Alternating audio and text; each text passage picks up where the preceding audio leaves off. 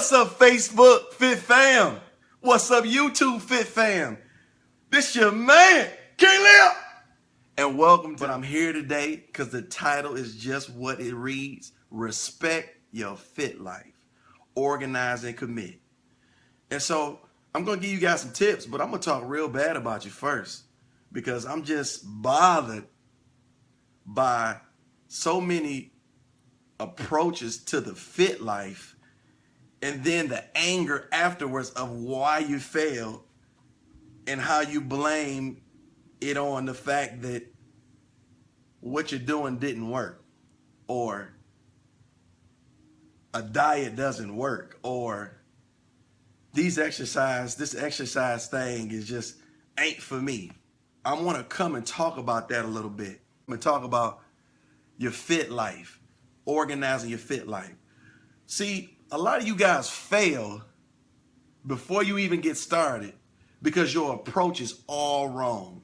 First of all, fitness is such a broad and open spectrum. You can decide and choose to approach it however you want to do that. But a lot of you guys are already come in and be like, well, I'm just going to do cardio until I lose 20 pounds and then I'm going to start the weights. Or I'm just going to stop snacking so much and see what happens. Or I'm just going to stop drinking pop and see what happens. Or I'm just going to walk a little bit and see what happens. Then when nothing happens, you're like, man, I'm not doing this. I'm not committing to this. When you got to organize a journey, just like you go on a trip with your family, unless you're a hitchhiker or some hippie, you put a plan together. You decide what week you're going to go. You plan the trip out. You pay for the tickets. You know the resort you're going to. You know the driver that's taking you. You get there. You know generally what you're going to do. You have fun. You know when you're coming back. That's organization. Just like if you want to get a college degree, you apply to the university. You get accepted. They give you a core set of curriculum to take, an outline of classes that tells you, hey, you finish these classes, at the end, a degree is waiting for you. Fitness is the same way. It's the same approach, people. You got to organize. So let's take the hardest part for most of you guys, and that's this eating program or diet, as you want to say. I don't use diet. I don't like the word because, again, as I said before, it just puts too much pressure on people. Because the minute you can't do something in the diet, you feel like you failed yourself, or you put pressure because you start letting everybody know, well, I'm on this diet. And the minute folks see you eating something that doesn't look favorable because everybody judges everybody, then you feel like you failed, or you're sneaking around and eating a donut or a Pop-Tart or a Snicker bar. And you're like, oh, this diet ain't for me. I like to eat. I want to eat some things I like. I'm going to eat. Anyway, so you go on that diet. First of all, don't call it a diet. Let's call it an eating program. And all you're really doing is programming yourself to eat differently. That's all you're doing. And you're programming yourself to eat healthy. So in order to do that, you have to do some research, people. You got to do some research. You have to find out how you want to approach your eating program. Do you want to count calories? Do you want to count macronutrients? Do you want to follow an outline program? Do you want to intermittent fast? Now, I'm not going to tell you what to do because you're grown. It's your life. But what I'm telling you is you have to decide something to do. You can't say, well, I'm doing something. Something's really nothing when you can't organize and put it down on paper or put it in some kind of fashion where you can look at it and follow. You may need it for motivation. A lot of times if you commit yourself to something and you can look at it every day, then you know you'll do it. That's why a lot of people put up certain proverbs and phrases and motivational words, because it inspires them to get up for that job you hate, or to get up and do something that you know is going to take a lot of energy and a lot of motivation to get you to do. But you read that, it empowers you, it strengthens you, because now you have an outline. It's the same thing with your eating program. You have to find out what you want to do with it. Another good thing you want to do is find out what your body type is. Find out where your genetics come from so you can know what is best for you. What is best for your body type? What's best for the genetic makeup of you? If you do that in conjunction with an eating program, it'll help your approach. It'll broaden your approach 10 times over. Now, for my heavy fit family, It's the same thing. First of all, if you got a bunch of medical problems, they're probably because of the weight. A lot of times your knees, your elbows, your feet hurt and swollen, you're exhausted when you climb 3 stairs. It's because of that. You're on 4 or 5 different high blood pressure medication, thyroid medication, your feet swell. Generally, a lot of that comes from the fact that you have weight on you. And you figure, man, I'm already big, I'm tired, and I'm hurting. I don't want to do it. That's not good enough. You don't get off that easy. That's not good enough. Because I know when you look in the mirror, that's for everyone. If you're not happy with what you see with your clothes off, it's okay to want to change that. Now, nobody has to be chiseled out in granite and looking like a magazine model. That's not everybody's goal. And it's a shame that all of these body shaming in the media has made people feel like, well, if I'm not that person on the magazine, then what's the point of doing it if I don't got a 6-pack? Everybody's aspiration is not to be rock hard chiseled. It's about being healthy and feeling good inside and feeling great about what you're doing to benefit your health. And is it going to be hard? Hell yeah, it's going to be hard. Are you going to have those days where you messed up? Yes. But as long as that messing up and those excuses don't become a habit to justify why you don't want to do it, then you're okay. We're going to make mistakes, but you have to organize that. Another component to your eating program you got to organize is what puts your body in a caloric deficit to inspire weight loss. That's really the key to it all. It's not starving yourself, because if you say, oh, well, I'm just going to eat one big meal a day, you're starving your body. And what you're going to do is confuse your body and make it think, oh, no, I'm starving. I better hold on to this fat and this food and this protein he just ate. I know he ate a whopping bunch of food. I know he probably ate 1,500 calories in this one setting, but we're starving. We've only had one meal a day. That's the wrong approach. You have to eat more. People say, when I tell them to eat more, what do you mean eat more? That's how I gain weight. No, you gain the weight because what happened was when you went to bed at night, your body was in a caloric surplus, which meant you had over the amount of calories that you should have had before you laid down, and now your body has no reason to be inspired to burn fat. It just doesn't. That's how the body works, a great machine. But if you're not setting it up to help you out, you're not going to do it. Bottom line, you have to research and find out what puts my body in a caloric deficit. That caloric deficit is going to inspire weight loss, whether that's less calories, whether that's macro training, whether that's intermittent fasting, whether that's the paleo diet, something you have to research to find out what's going to be best for you and your realistic lifestyle. If you go to my channel, Leo Fitness, Leo Fitness, YouTube, I know, shameless plug, but it makes sense. If you go to my channel, I give you some great ideas on ways to approach certain eating programs. But ultimately, I do it in a realistic form because we're all real people. Everybody's not aspiring to be some great athlete. You're just aspiring to wake up every day and not hurt and not be on the 6 medications you are, not be on the insulin, not be out of breath when you take 2 steps up a flight of stairs, not have your hair falling out prematurely, your skin bad, your breath bad, all because your health is in danger. So first you got to organize. Now, it's all, I'm talking about your eating program first, because that's for most people the most important thing that they struggle with. After you organize, you got to execute. That means you have to do it consistently, people. You can't get bored and change after the 3rd day and think that it's going to work. It's not going to work.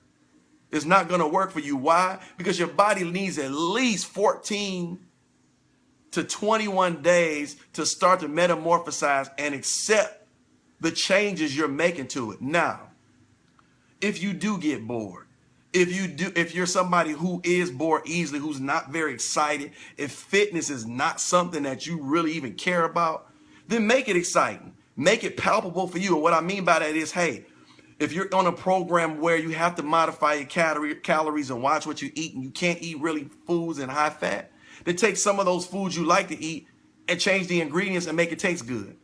You can do a healthy pizza. You can do a macro-friendly pizza. You can do macro-friendly ice cream. You can do all sorts of things. Now, is it going to taste as good as that naughty stuff that you like to eat? No, probably not 100%, but it's close enough. It'll get the job done. It'll satisfy that sweet tooth and keep you on course to successfully accomplish that goal. If you don't do that, it's going to inspire other health problems. You're wondering, why am I feeling sick inside? Why is my stomach always hurting? Why am I always exhausted and tired? Or you have the excuse, I got high blood pressure, I got blood sugar, I got a thyroid, that's why I hold this weight. Well, all these things came from somewhere. I guarantee you, if you approach your health and fit journey with a more healthy and profound idea of getting healthy, a lot of these issues will fade. It's no wonder why certain cultures and ethnicities don't have medical issues, because they eat, their diet is infused with nothing but fruits, vegetables, natural fruits, whole meats, whole food. Nothing can supplement whole foods, guys. And I know we live in a nuclear world, nuclear families, and it's so easy to grab fast food, but it's also very easy, if you make it a priority because it's something important to you, to eat healthy and do healthy things that you should be doing. Think about it. We make things priority because we make it important to us.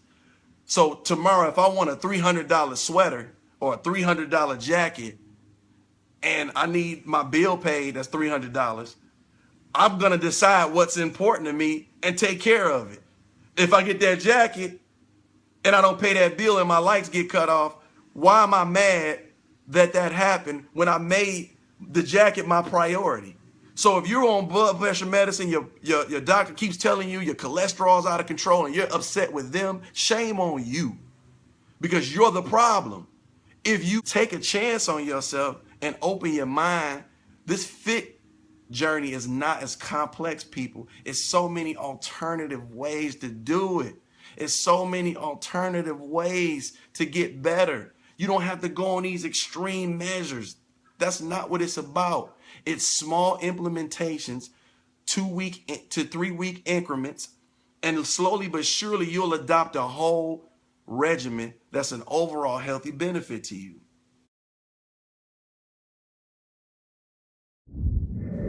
Now, another component to the eating program that I want to talk about is supplementation, guys.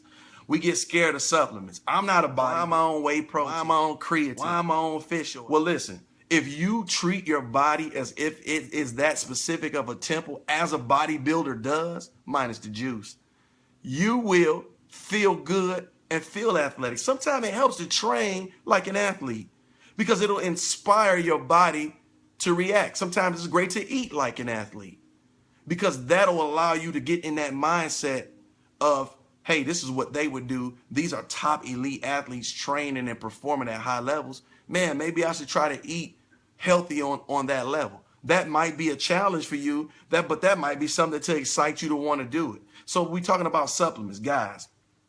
Fish oil is a great supplement. It'll loosen those joints up, loosen those knees up, especially for my bigger fit family. It'll get that oil in those knees and get those joints rolling.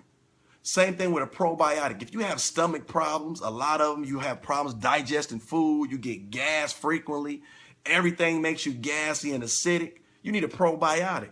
What is that going to do? That's going to eat out all those unhealthy bacteria from all the preservatives and all of the foods you're eating that leave all those free radicals in your gut. And those free radicals in your gut just bind to your body and they weigh you down.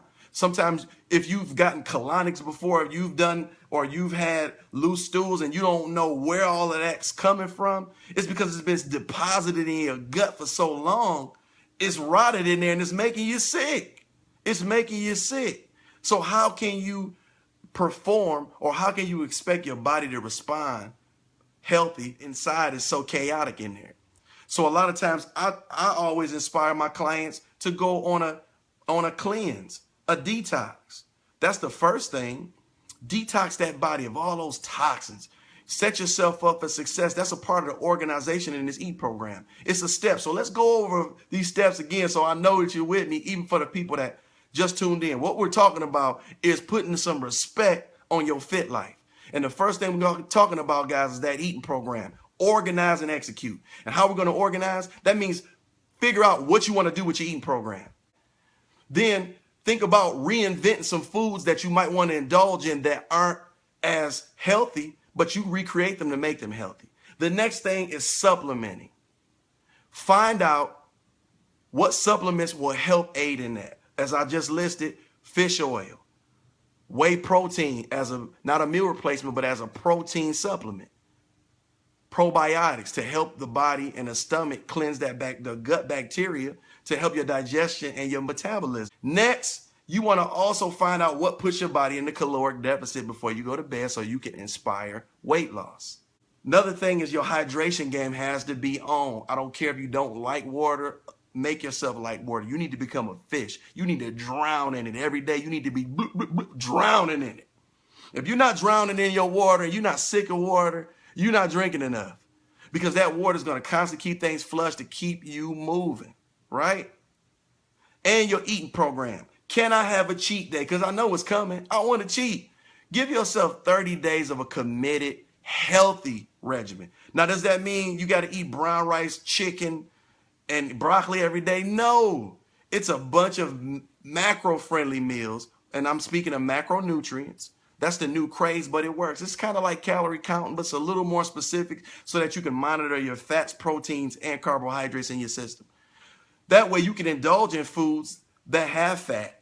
You can indulge in foods that may be higher in carbs and not feel guilty and not feel those cravings hitting you and not feel like I'm going to fail this diet because I can't stand eating this bird food 24/7. So you have to execute. And a big C is consistency, people. Like I said, give yourself 21 days, 30 days, and commit to that before you move on to something else or before you decide this is not for me. Give your body a chance to appreciate what you're doing, right? All right.